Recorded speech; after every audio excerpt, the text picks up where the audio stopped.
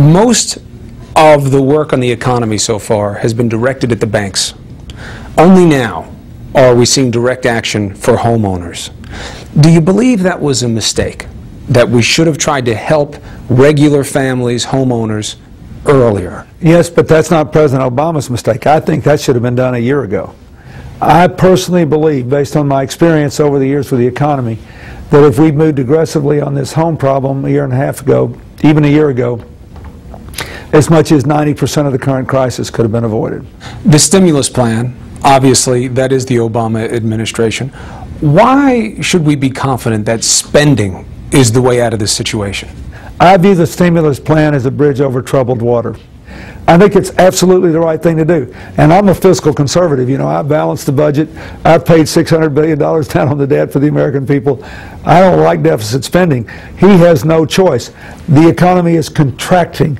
He has to prop it up. You would have done this? Absolutely.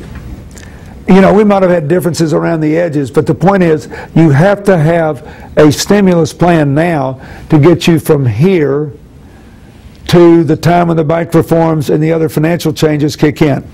I might have even proposed more money. What does it mean that he's got no Republican partnership at all, relatively, on this? And that was a big promise of then candidate Obama. I'm the guy who can reach across the aisle. I think some of them are still wedded to the economic philosophy that they have espoused. Then I think there are some of them that where it's a little more cynical. They figure they ought to be the just say no party. That was Newt Gingrich's position in '93 and '94, and it worked for them then. But America was a different country then. So sooner or later, I think if he just keeps chugging along, just keeps the door open, invite him to every economic conference, invite him to every meeting, eventually he'll start getting some votes. Would you like to see him be more positive? He's had some dour proclamations recently, and yet he kind of came in on this wave of hope. I'm the voice of hope. Has not been that hopeful lately. I'll tell you what I would like. First of all, the last thing that you want to do when you take office in a time like this is give people a lot of inane happy talk and false promises about how quickly we can get out of this. Now, the only thing I'd like him to do, I just would like him to end by saying that he is hopeful and completely convinced we're going to come through this. People need to hear that, don't they? And it's worth reminding the American people that for more than 230 years, everyone who bet against America lost money. It's a mistake to bet against this country over the long run.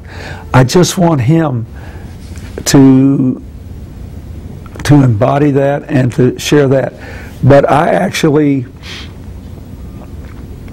like the fact that he didn't come in and give us a bunch of happy talk. I'm glad he shot straight with us. I just want the American people to know that he's confident that we are going to get out of this, and he feels good about the long run. Let me ask you just 2 or 3 quick questions. If you give the administration a grade so far, what would it be? A. Hope index, 0 being no hope, 10 being 100% confident we'll get through it. Where are you on the hope index? 9+.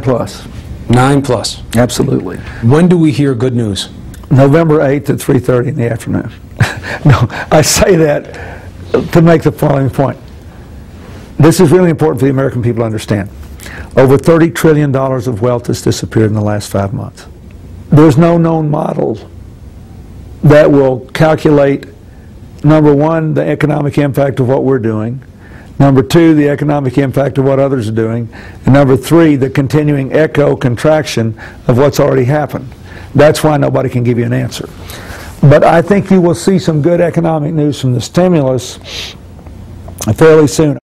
Circle that date, November 8th, 3:30, very precise. You know, it was very interesting. President Clinton has been brushed with blame about this. These toxic assets we're talking about, those securities, they took root during his administration. He says he now regrets that he deregulated derivatives, those assets. But he says don't say he's to blame. He regulated banks more, that the banks he believed in didn't get us in this trouble. That was about the next administration. And you do love hearing him say that everybody who bet against America, they lose. They lose. They lose big.